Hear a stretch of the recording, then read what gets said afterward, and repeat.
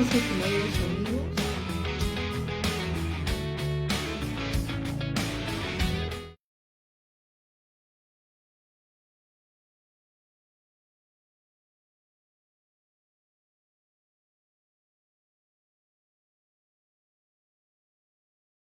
El despertar de los ovocitos y ovario artificial.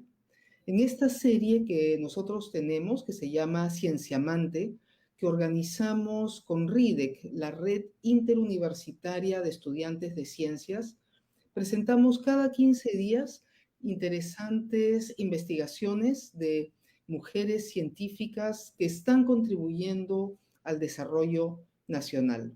Hoy día, como les comenté, Daisy nos va a hablar sobre este tema que atañe tanto, no solamente al desarrollo nacional, sino también a hombres y mujeres que quieren saber un poco más sobre la sexualidad humana y la reproducción.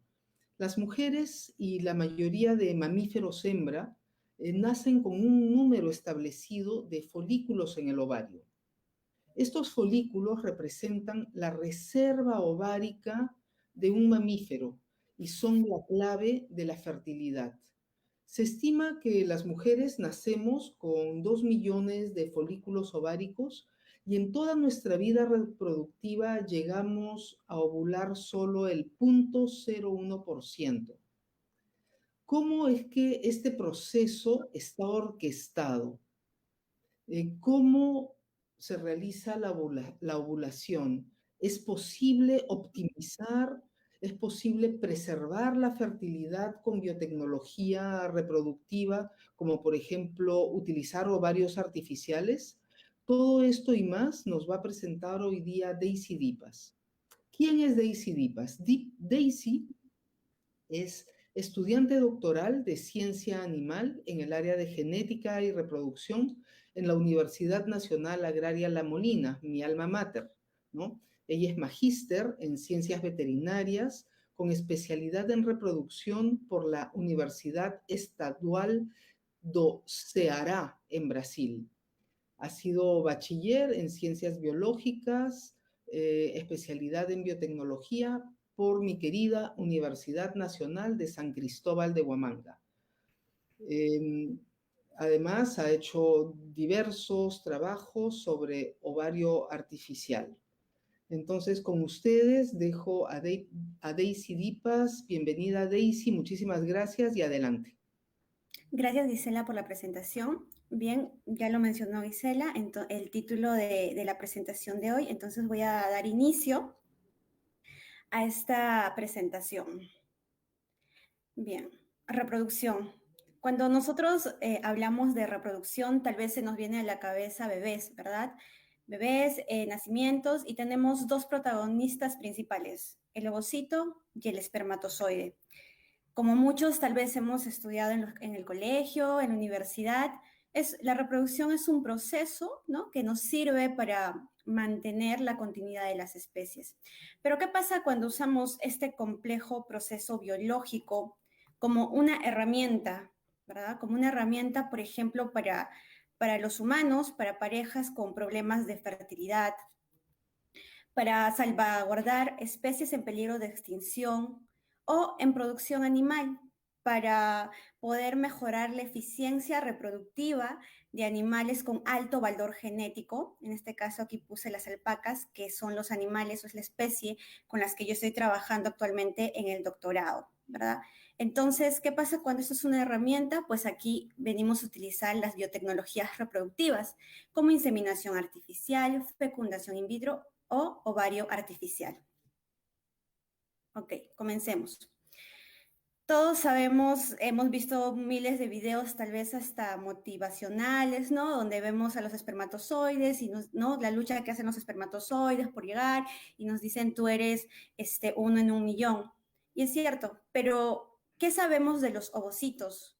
Los ovocitos no tienen una lucha. ¿Cuál es el camino que los ovocitos siguen? Estos no se seleccionan. Entonces, hoy día vamos a hablar justamente del camino que recorre el ovocito para justamente llegar aquí y se pueda producir la fertilización, fecundación. Esto es un ovocito. Este es un ovocito en un microscopio, como se encuentra ¿dónde? En el ovario, ¿verdad? En el ovario se encuentra en diferentes categorías de desarrollo y el ovocito siempre es, por ser una célula muy especializada, siempre está acompañada, rodeada de otras células, tiene una camada que se llama células de la granulosa. Ya este conjunto de los ovocitos y sus células alrededor, se le conoce como folículos. ¿Okay? Entonces, los folículos están en diferentes estadios de desarrollo hasta que al final, ¿no? Mientras van creciendo, creciendo, estos llegan a ovular. Pero, ¿cómo es que esos folículos están en nuestro ovario? Nosotras, las mujeres o las hembras mamíferas, nacemos con un número ya establecido, que se establece en la etapa fetal, y estas van a variar de millares a millones de acuerdo a la especie. Por ejemplo, las cabras nacen con 35.000 folículos, ¿cierto? Entonces, obviamente esto va a ir variando según sus edades. Igual, las mujeres nacemos con 2 millones de folículos, que estos se van a ir reduciendo mientras la edad va avanzando. Pero hay así como ya se han establecido en la mayoría de especies, hay especies donde todavía no sabemos, por ejemplo, con cuántos folículos nace, como es en el caso de la alpaca. Y esto es muy importante saber porque con eso, teniendo estos datos, vamos a poder predecir y trabajar muchas biotecnologías reproductivas, ya les iré explicando. Entonces, cómo en el ovario mamífero, ¿no? Están estos distribuidos, estos folículos. Se dividen en dos categorías principales. Conocemos los preantrales, ¿no? Como primordial, primario y secundario, y mientras van creciendo, creciendo, se les llama antrales, ¿no? Donde está ya el preovulatorio, que este ya va a ovular, ¿no? Y tiene una cavidad que se llama antro, por eso se llama antrales, que está repleta de líquido folicular. ¿Por qué es importante conocer esto? Bien, los preantrales de toda la población, ¿no? Que mucho, por ejemplo, en las mujeres, 2 millones de folículos, de toda esa población, el 95% está representado por esta categoría, los preantrales. Y de esos 95%, el 90% que son folículos primordiales. ¿Y qué vienen a ser los folículos primordiales? La reserva ovárica que tiene la mujer, que tiene una hembra mamífera. Bien, todos esos folículos con los que nacemos, obviamente nosotros no vamos a llegar a ovular 2 millones de folículos, de ovocitos. Entonces, en el ovario ocurre como algo que está súper sincronizado, como un director, hay un director de una orquesta que va dirigiendo qué va a pasar con estos folículos que tenemos. Entonces, a esto yo le llamo el despertar de los ovocitos, porque en la etapa fetal, ¿no? Nosotros nacemos con, por ejemplo, 2 millones al nacimiento, y cuando llega la pubertad, ¿ya? Es que recién estos van a empezar a despertar, como que hay alguien que dirige y dice, oiga, un grupo de ustedes, tú, tienen que despertar y empezar a luchar por su vida y que el mejor ovocito ovule, ¿no? Y ese al final puede ser fecundado. Entonces, en toda la etapa fértil que tenemos las mujeres, por ejemplo, ¿no? Primero, la primera ola, un grupo, empiezan, ¿no? Ellos como que a despertarse y a crecer, a crecer, a crecer, y hay una etapa donde mueren casi la mayoría, entonces solamente uno ovula. Y eso se va repitiendo ciclo tras ciclo tras ciclo, ¿no? Y eso le conocemos como la etapa fértil hasta que llega la menopausia, donde ya no tenemos esta reserva ovárica, estos folículos que puedan despertar, y ya no, como nos quedamos sin folículos, ya no va a haber quien ovule, entonces llegamos a la etapa de la menopausia.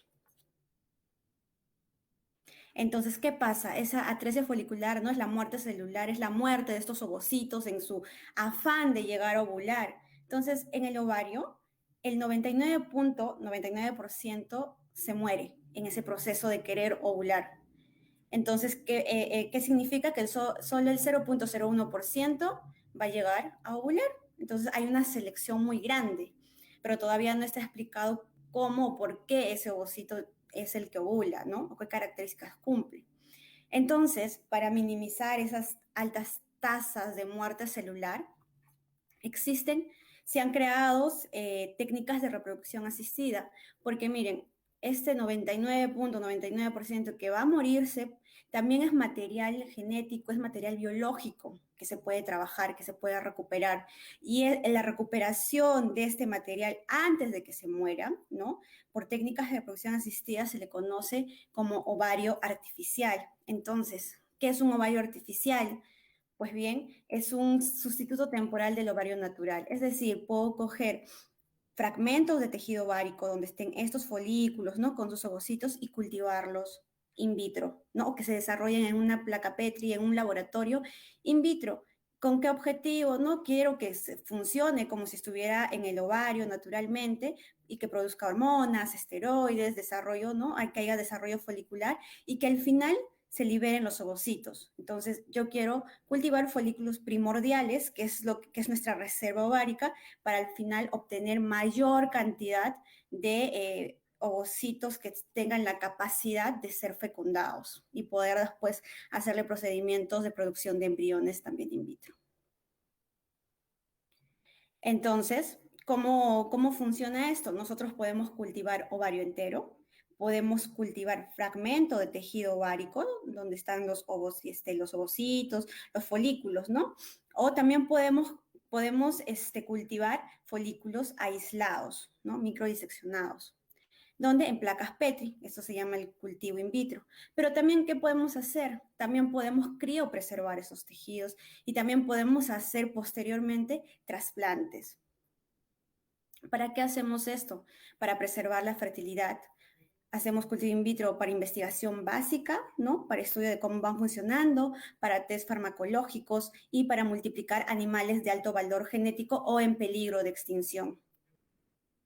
Entonces, hay dos formas básicas de cultivar, ¿no? Uno se llama in situ, cuando se cultiva el ovario entero o el fragmento ovárico, o le llamamos aislado, cuando microdiseccionamos estos folículos y, ¿no? Lo podemos cultivar de manera bidimensional cuando están en medios de cultivo o tridimensional cuando están insertados en una matriz de alginato, de fibrina, etcétera.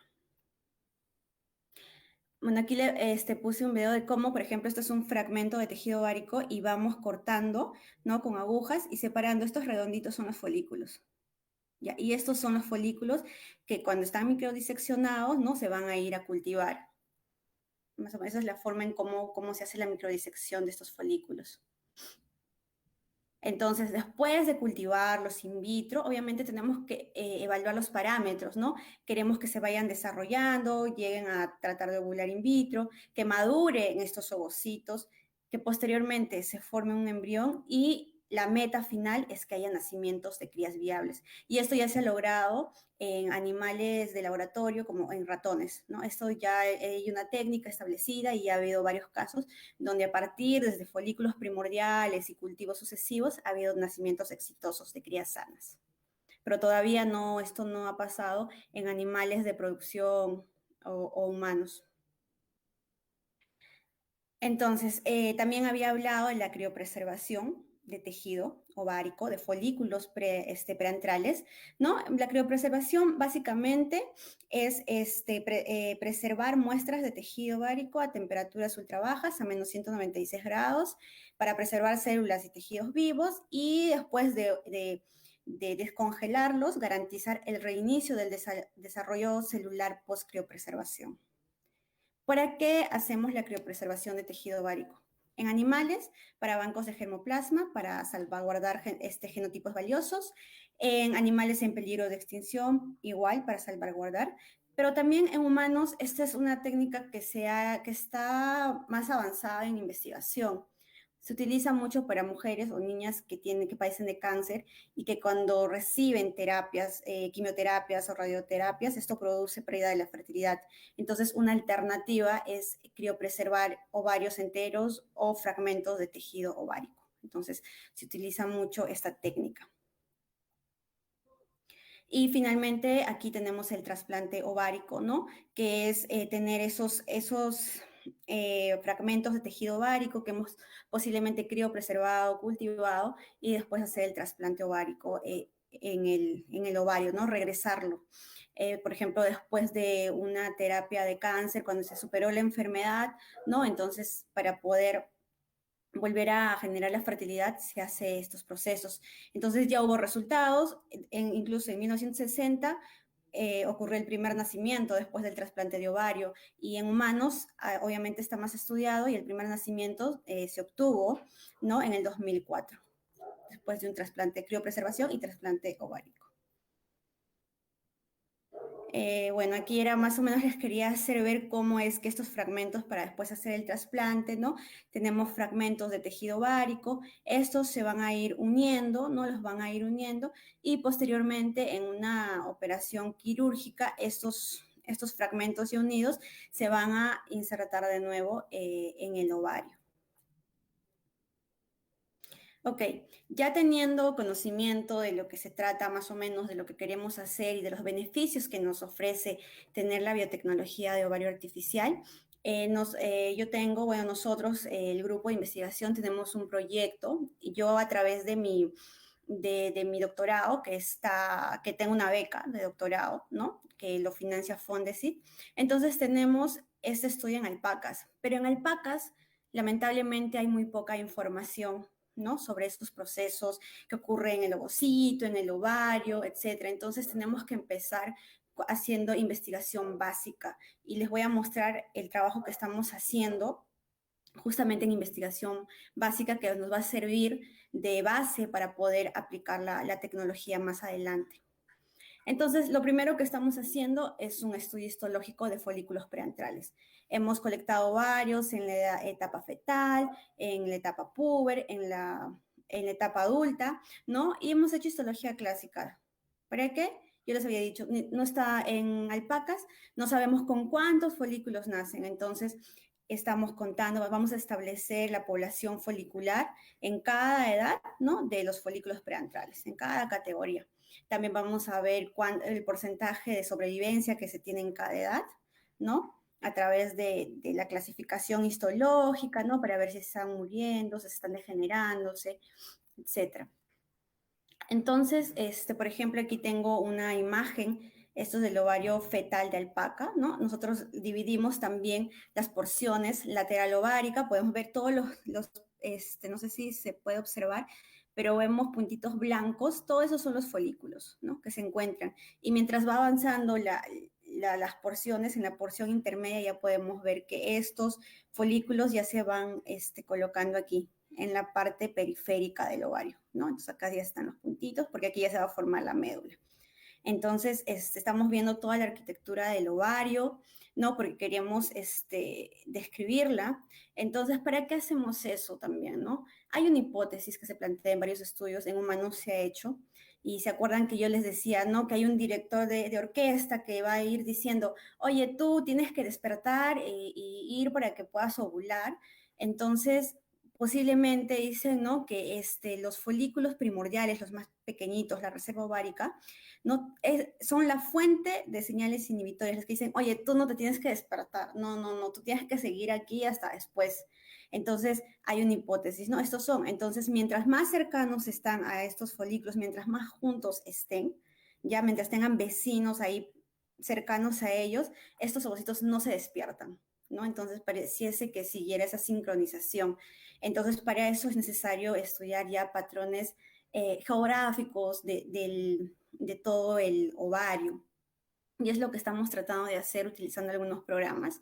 Por ejemplo, aquí estamos viendo un ovario, un fragmento de ovario, ¿no? Entonces nosotros vamos dividiéndolos, ¿no? Por en cuadrantes, usando ángulos, etcétera, para poder ir estudiando cómo están distribuidos los folículos en todo el ovario, ¿no? Para poder, por ejemplo, decir en los adultos, cuando ya están adultas, en la etapa, en la porción lateral o intermedia, ¿no? Más o menos se distribuyen así, cuando están jóvenes están mucho más juntos, ¿no? Es más o menos una descripción de ese tipo que queremos hacer, porque también está muy involucrado la comunicación celular. También vemos cómo se van esos patrones de agrupamiento, ¿no? Por ejemplo, aquí tenemos de feto y aquí tenemos de una puber. Entonces, claramente hay una diferencia, ¿no? Aquí están todas más juntas, ¿no? Están ahí. Entonces, y aquí en el puber, en cambio, ya están un poco más separadas, ¿no? Entonces, estamos estudiando eso. También qué tan juntas están, cuál es la distancia que las separa, ¿no? De los folículos, cómo se van separando. Estos son los folículos en el ovario de Puber, en feto, ¿no? Obviamente en feto siempre hay más cantidad. Entonces, ¿para qué? Para después poder estudiar cómo es que estos folículos se van a ir, se van comunicando. Más o menos esa es la idea, ¿no? De acuerdo a la hipótesis que ya les mencioné antes y a los estudios que se han reportado. Entonces, es el primer estudio que estamos haciendo. Y la segunda parte del trabajo que estamos realizando es hacer la transcriptómica global.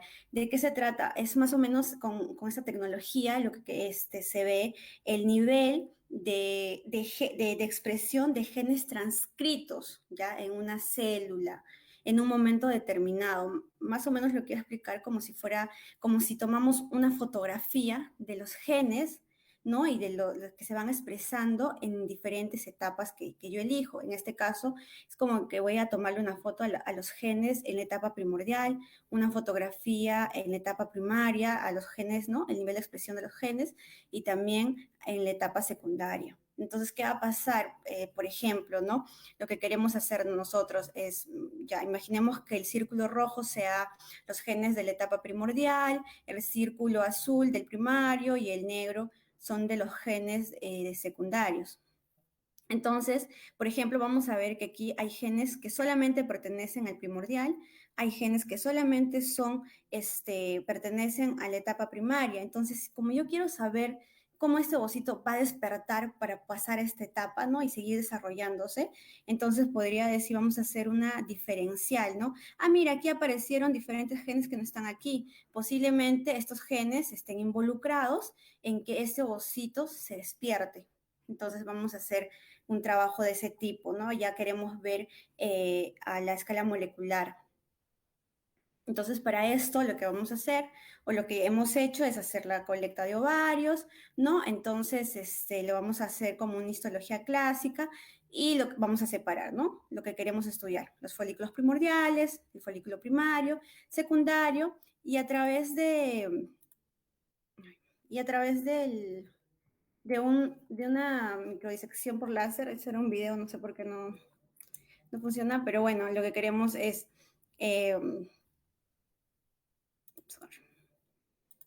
bueno, lo que queremos es que a través de un microscopio por láser, estos se van a ir van a hacer...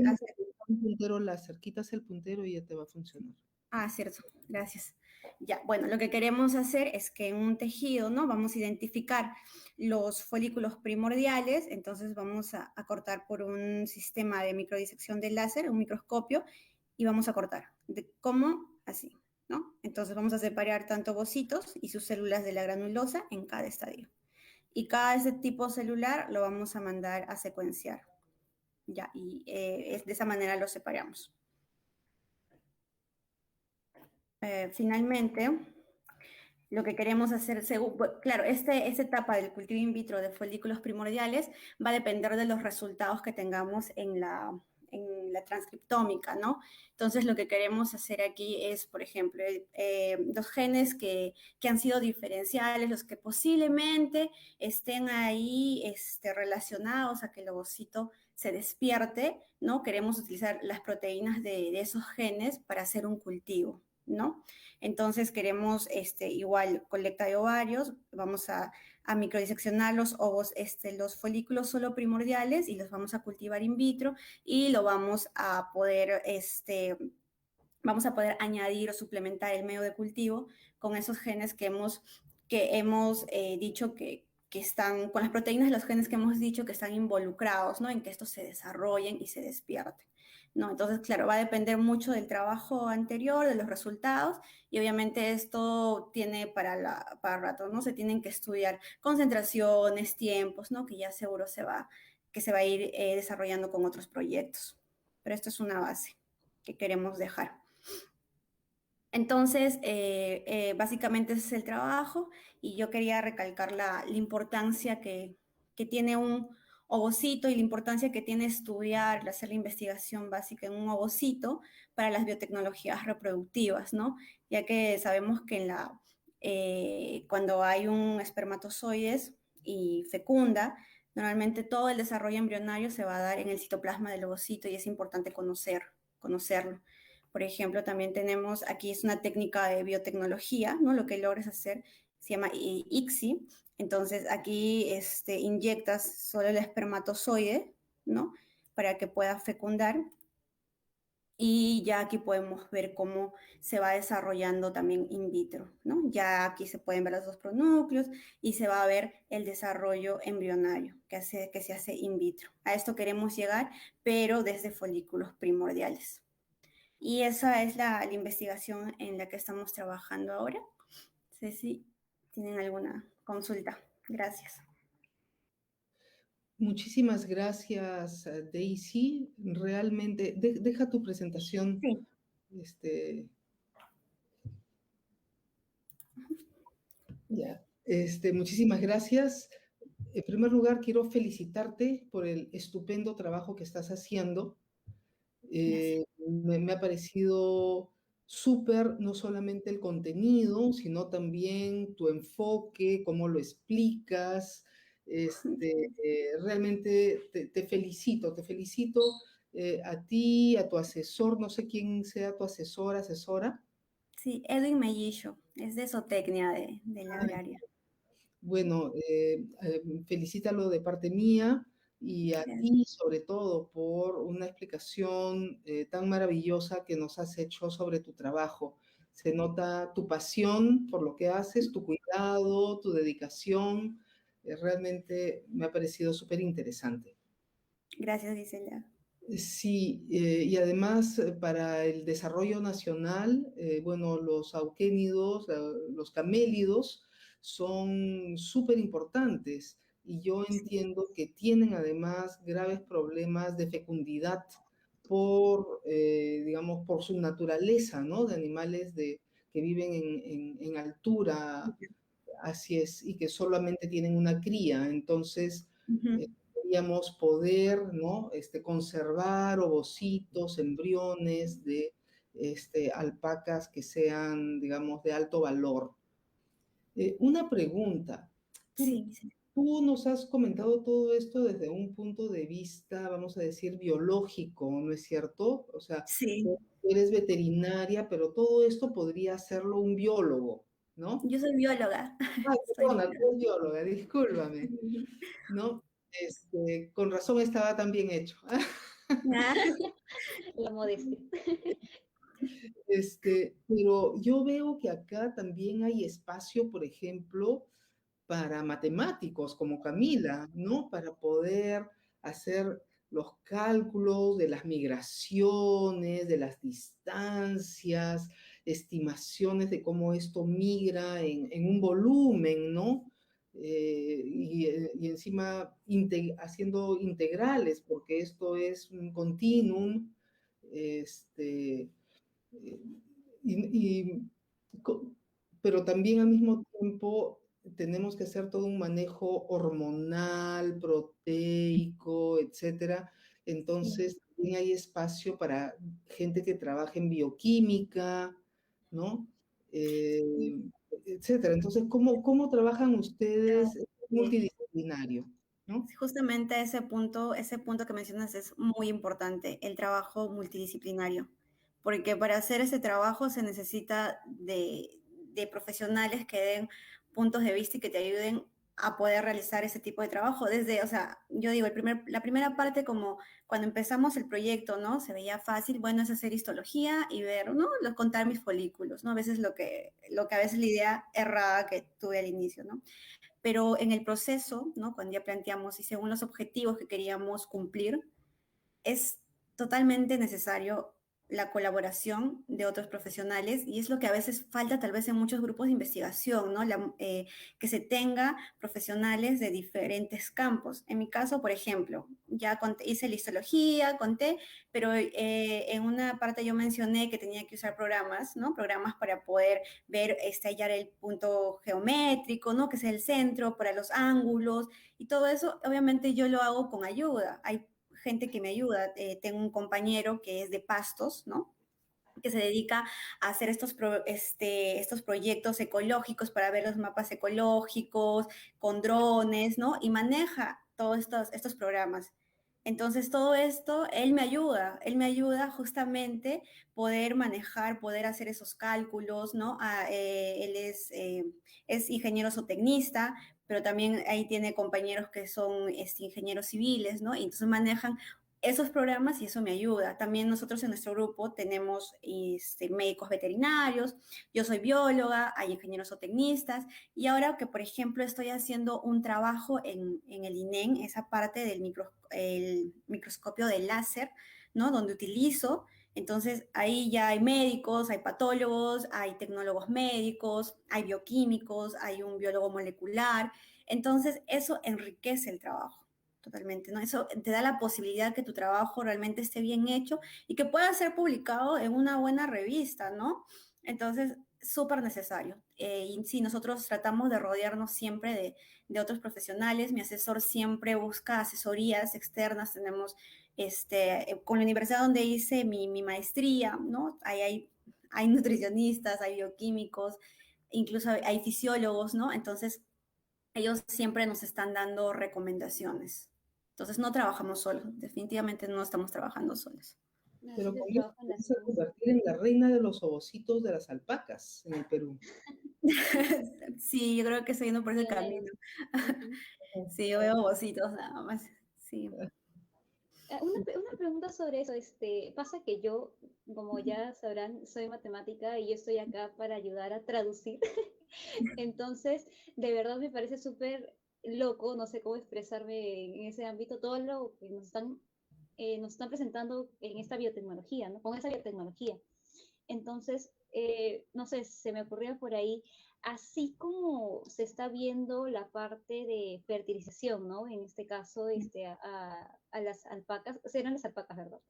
Sí. Sí, Sí, ya, a las alpacas, también se podría, no sé, hacer un estudio más allá para métodos anticonceptivos para otros animales, quizás humanos. O sea, si por un lado los ayudas a reproducir, por otro lado podrías también inhibirlos, ¿no? ¿O no? Claro, o sea, ese es el detalle de saber, o sea, lo que te da la investigación básica. Si tú conoces el proceso, tú puedes o activar o tú puedes inhibir, ¿no? Estimular o Sí. inhibir. ¿No? Entonces, de una manera adecuada. Entonces, pero por eso necesitamos primero hacer investigación básica, que es lo que yo siempre recalco, porque Ujú. a veces en alpacas hay muchos trabajos de biotecnologías, pero a veces lo extrapolan, ¿no? De otras especies y no es igual, ¿no? Siempre se tiene el problema de los espermatozoides en alpacas, ¿no? Por la forma, porque no congela, no se criopreserva bien, etcétera, pero es necesario estudiar primero cómo funciona, ¿no? Su fisiología, ¿no? Para poder después aplicar, y es lo que a veces aquí buscamos, ¿no? No siempre extrapolar datos o biotecnologías de otras especies te va a dar el resultado que uno quiere, ¿no? Es importante por eso, en alpaca sobre todo, ¿no? Y porque representa el 80% de la población aquí en el Perú, ese es su porcentaje, estudiar de manera primero fisiológica, ¿no? Justo recuerdo, ¿no? Hace tiempo también estuvieron contándonos sobre las alpacas y sobre su importancia de estudiarlas, ¿no? Acá en Perú no hay mucha investigación sobre ellas y creo que la Universidad Agraria, está marcando también un precedente con sus investigadores que están siendo también financiados por Fondesit, ¿verdad? Sí, sí, en todas las áreas, ¿no? Hay en pastos, hay en nutrición, ¿no? En reproducción, porque al final todo tiene que ir de la mano, ¿no? O sea, no es que reproducción tenga que trabajar solo. Si bien esto hacemos en laboratorio, obviamente está sanidad, está el problema de nutrición, ¿no? Si tú después de ya de estudiarlo y tenerlo en laboratorio lo llevamos a campo, se tienen que unir varias cosas, ¿no? Para que un programa de biotecnología reproductiva, un programa de mejoramiento genético, o de bancos de germoplasma pueda resultar exitoso, se necesita de la actuación de diversas áreas. Sí, Daisy, yo tengo una consulta en el video que nos pusiste sobre cómo separas los ovocitos, ¿no es cierto? Los folículos más que los ovocitos. sí, O sea, me pareció bastante brutal, en verdad, ¿no? O sea, porque es con una cuchilla. En el caso de los estudios en seres humanos, que me imagino existen cosas similares en muchos otros países o en países más avanzados. Y a partir de esos folículos, o digamos, si a partir de esos folículos posteriormente se van a, digamos, fertilizar y producir embriones humanos, no creo que se haga así, debe hacerse con técnicas de repente de disolución del tejido circundante para Sí. liberar los folículos de una manera más limpia y Ujú. precisa, ¿no? ¿Es así o estoy equivocada? Sí, es que ya, bueno, en humanos y también en animales lo que se hace es una biopsia, ¿no? Para conseguir un pedazo de tejido. Entonces, sí se hace de esa manera, pero también hay un método enzimático, ¿no? Que te ayuda. Las enzimas actúan para que se vayan separando, pero de todas Claro, maneras siempre están, esas agujitas son como cuchillas, pero tú no, siempre, o sea, escoges el folículo y tratas de no maltratar el folículo porque hay células también alrededor de la teca, se les llama, ¿no? Entonces siempre le dejas como que una capita de la teca para que no se maltrate el ovocito, pero tienen que sufrir definitivamente en humanos el menor estrés posible y esto causa estrés a las claro. células. Entonces usan métodos enzimáticos, sí, para ayudar a, o sea, que... Pero me imaginé que era una metodología más limpia en el sentido de poder separar Sí, los folículos, ¿no? ujú, Porque inmediatamente esas células que están rotas también se oxidan de inmediato, ¿no es claro, cierto? sí. Y claro, o sea, y eso es estrés seguro. Claro, Eh, estrés puede causar muchas, incluso problemas genéticos, ¿sabes? ¿No? En el ADN, ¿no? O sea, es evitar el menor estrés posible para que la célula sobreviva bien. y a partir de los folículos que has aislado, ¿alguien está comenzando a trabajar en fertilización de esos folículos? Sí, o sea, ya ha habido nacimientos, como te digo, en ratoncitos. En ratoncitos ya se logró desde esos folículos, de separarlos y todo, y hacer todo el proceso in vitro, ya se obtuvieron nacimientos de crías vivas, crías Ujú. sanas en ratones. Pero en animales de producción solamente a partir ya de, se le llama folículos antrales iniciales, o sea, no están desde folículos primordiales, sino un poquito más grandes Ya, ok. de ahí nací en una cabra, ¿no? Justamente el laboratorio donde estuve en mi maestría, ellos produjeron una cría de cabra a partir de ese estadio, que es el primero, el año pasado ocurrió, ¿no? Entonces, lo que entiendo, a partir de los folículos preantrales, ¿no? Ujú, sí, Algunos se convierten en antrales y el resto como que muere, ¿no es cierto? No sí, recuerdo el nombre que dijiste. sí. Atresia folicular, sí, ajá, mueren, pero es muerte celular. Entonces, si tú vas a escoger solo folículos preantrales, mi pregunta, o sea, yo tengo Sí, una preocupación desde un punto de vista de evolutivo y de selección natural, ujú, ¿no? sí, Es decir, esos folículos antrales que sufren atresia folicular, ¿no? No serán folículos que tienen fallas genéticas, por decirte, y que por eso, digamos, ese es un momento en el que la selección natural está actuando, ¿no? Es un ujú, momento en el que el fitness de la especie se expresa, ¿no? Para poder producir los mejores individuos a la hora del nacimiento. Es una pregunta también que sí, es importante, ¿no? sí, Pero, es una pregunta que realmente creo que todos los que trabajan en esta área nos hacemos. ajá, ¿No? Nos hacemos porque decimos, pero porque uno llega a ovular, puede ser que tal vez los demás estén mal, ¿no? O sea, es lo clásico, porque normalmente se selecciona el mejor. Pero ahí va el detalle, es que justamente cómo funciona, cómo es que el ovocito selecciona, esto no está explicado realmente, o sea, todavía falta mucha investigación, por qué se selecciona uno. Y cuando se han hecho trabajos de cultivo, ¿no? De estos folículos primordiales, como te digo, en ratones, ha habido nacimientos y de crías sanas. ¿Qué nos indicaría esto? Que esos folículos, cuando se le da el ambiente adecuado in vitro, tienen todos la misma capacidad de poder producir un embrión. sí, pero Ujú, luego o sea, creo que habría que hacer estudios a más largo plazo, exactamente. porque de Ajá. repente la capacidad reproductiva de esos no es idéntica, y eso es el fitness, ¿no?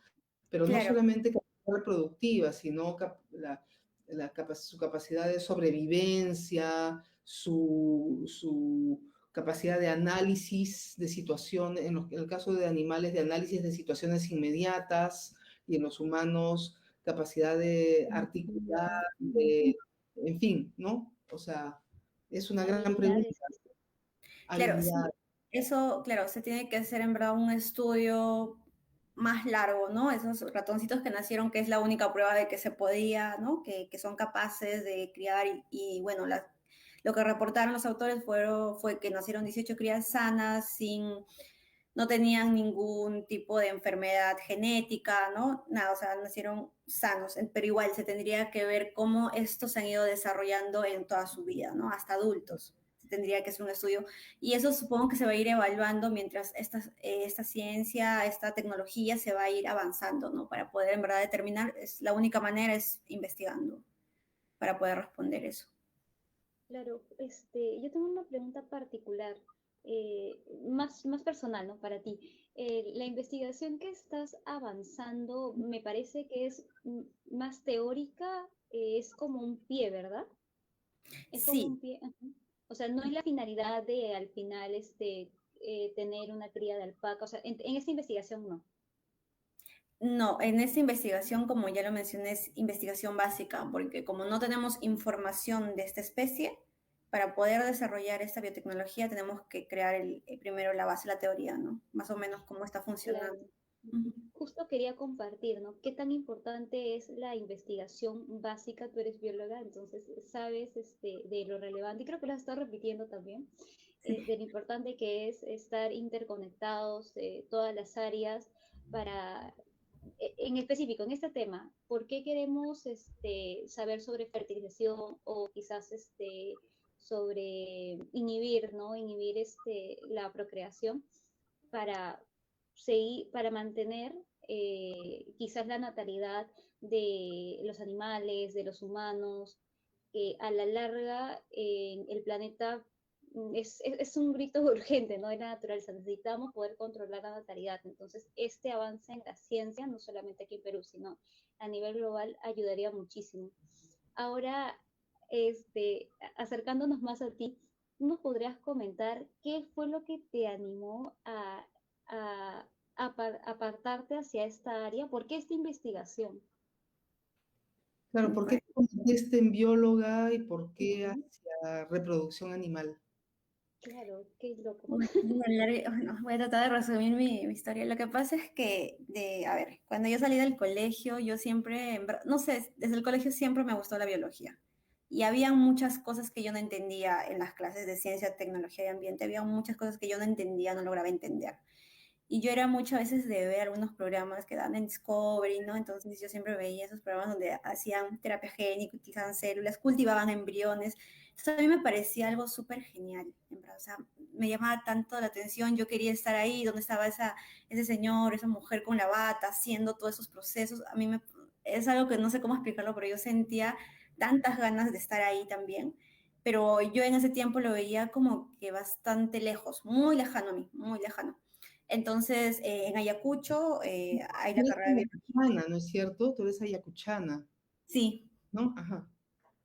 entonces, bueno, entonces en ese tiempo recuerdo que incluso estaba de boda, ¿no? O empezaba mucho esto también de los animales en peligro de extinción, tantas cosas que en ese tiempo, entonces yo dije, "Ah, bueno, yo quiero estudiar biología porque sí, me gusta, ¿no? O sea, me apasiona estudiar, quiero entender cómo funciona nuestro cuerpo, ¿no? Entonces, la carrera más cercana era biología y a mí la biología, no sé, era algo que siempre me llamó, no puedo explicar exactamente el por qué, pero era algo que me gustaba, que quería aprender, quería saber cómo funcionaban nuestras células, cómo era la Desarrollo vida, biológico. etcétera.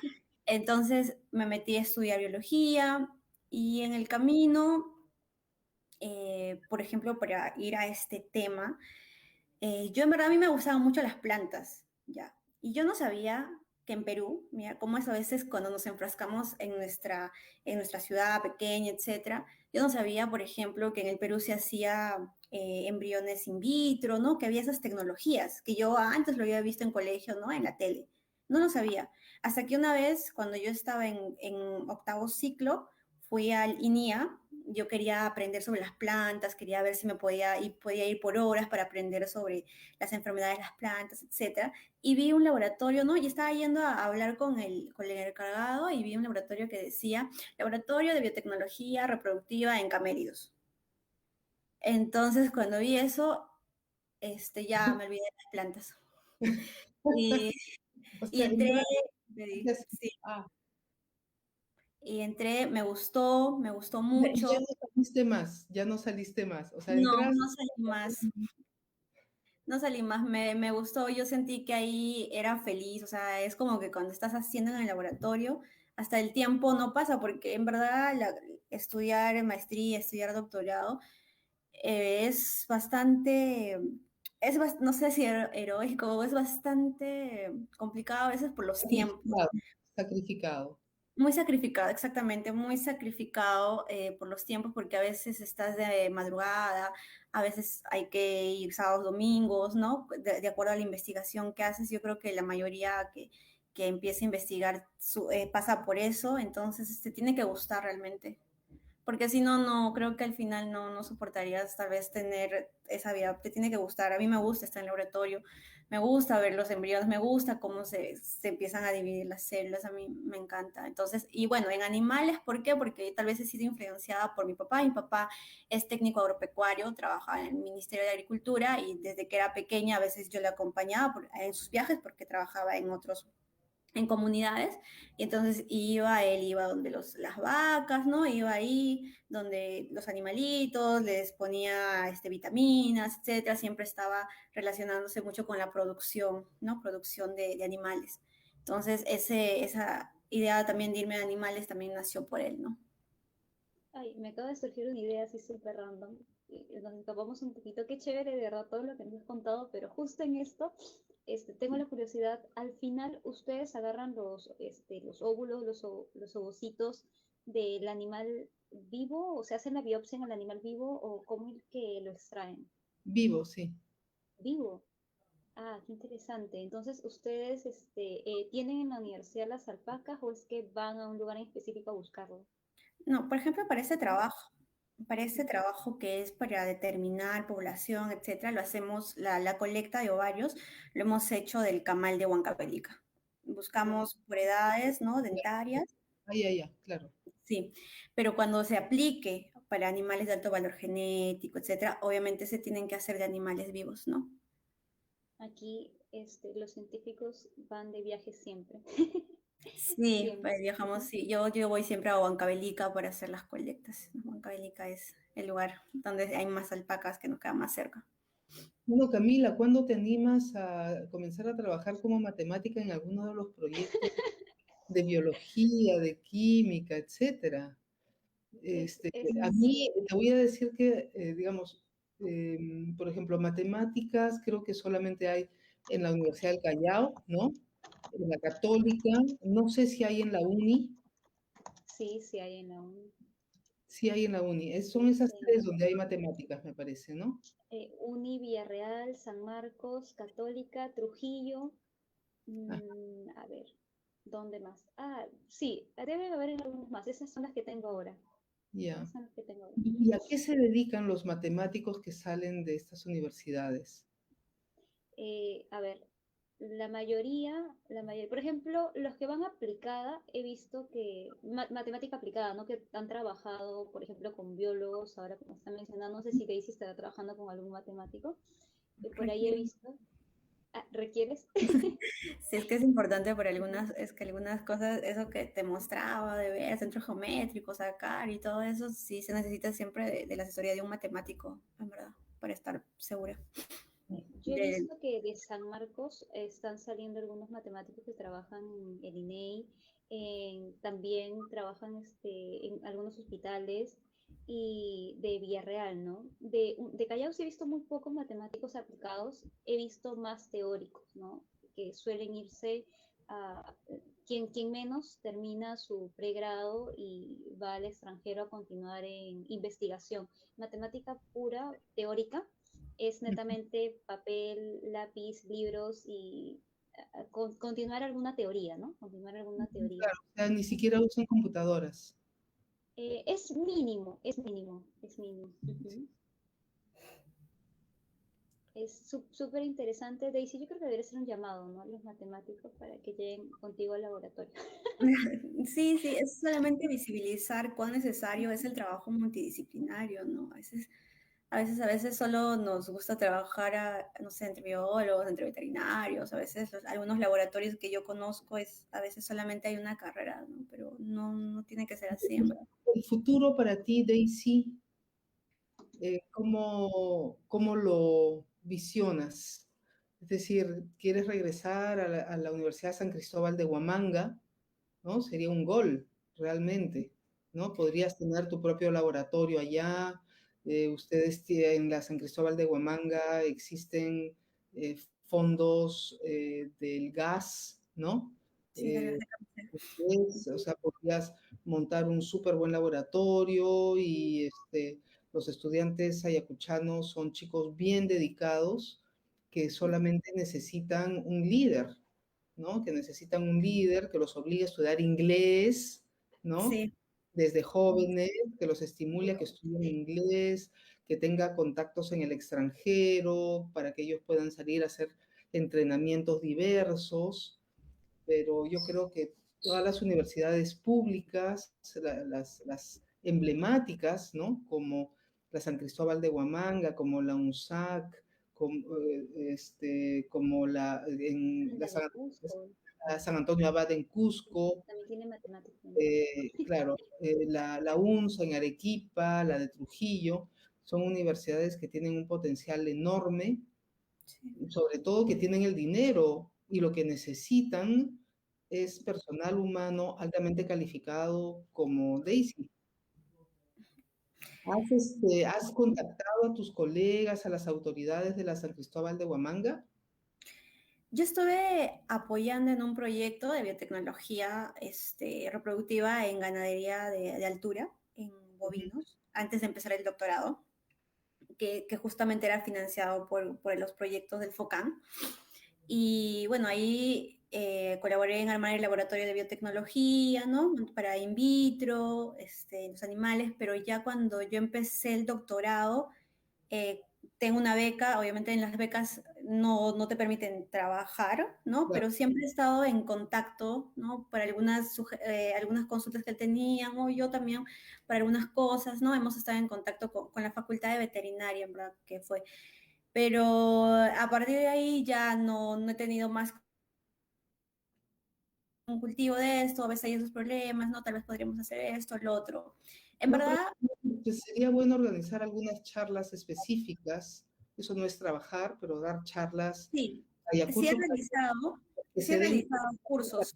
cuenta de cosas que podría hacer y establecer conversaciones con profesores, con autoridades, aunque debo decir, y esta es una crítica constructiva a nuestras universidades públicas, es que los mismos profesores que están allá tienen temor de que gente joven con nuevos doctorados entren, ¿no?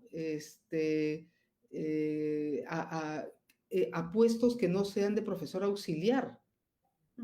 Por ejemplo, a ti ya te correspondería, podrías entrar como profesor asociado, por decir, pero no quieren hacer eso porque inmediatamente ya puedes tener puestos de autoridad, ¿no? Sí, hay Eh, muchas hay, cosas. hay, a veces, y espero que nos demos cuenta que tenemos, o sea, que las universidades públicas y privadas tienen que abrirse a personal nuevo, calificado, que puede haber salido de sus aulas, pero que ya ha pasado por otras entidades, ¿no? Para evitar la endocría que hace tanto daño en el mundo académico. ¿No? Sí, realmente hay muchas cosas que mejorar, muchas cosas que cambiar y a veces yo analizo también lo que mencionas, ¿no? Las posibilidades que se te abren, no se te abren. Eh, en verdad, ahora yo, si te soy muy sincera, yo estaba evaluando, ¿no? Volver a alguna universidad pública o privada. Y a mí me gusta hacer investigación y por lo que veo a veces de otros compañeros que ya han terminado, a veces terminan enseñando tal vez cursos que no es la especialidad que han hecho, no, como son contratados, no pueden manejar proyectos, Ujú. no pueden tener laboratorios, no puedes Bien. hacer varias cosas que tú quisieras hacer. Entonces, y lamentablemente es una realidad, ¿no? Que Ujú. pasamos. Y yo a veces no digo, tal vez irme al extranjero a buscar un postdoctorado para poder seguir haciendo investigación.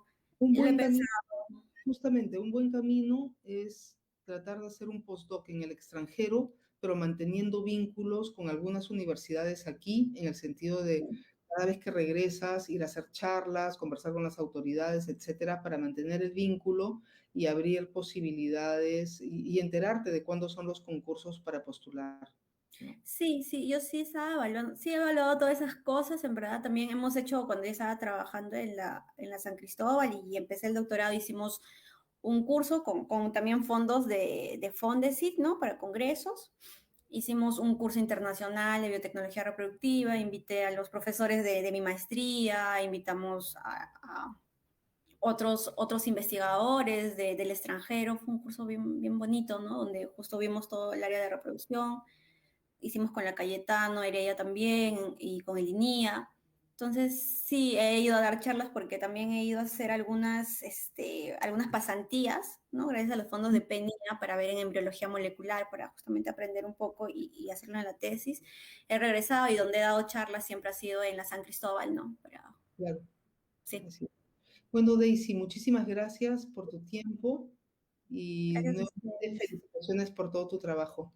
Claro que Espero que la sí. pandemia termine pronto para que puedas terminar exitosamente tu trabajo. Estoy segura que va a ser así. Sí, más bien gracias a ustedes, gracias por darnos estos espacios donde podamos hablar de nuestro trabajo de una forma más entendible, ¿no? A veces los únicos espacios que tenemos son congresos y de nuestras áreas y es bastante importante que existan estos espacios que ustedes dan para también nosotros poder difundir lo que estamos haciendo. Gracias por la invitación. Gracias por estar acá. Gracias. Esperemos que más se animen a conocer. Nos vemos. Hasta pronto. Chao Chao. Cuídense. a todos. Nos vemos. Bye bye. Hasta 15 días.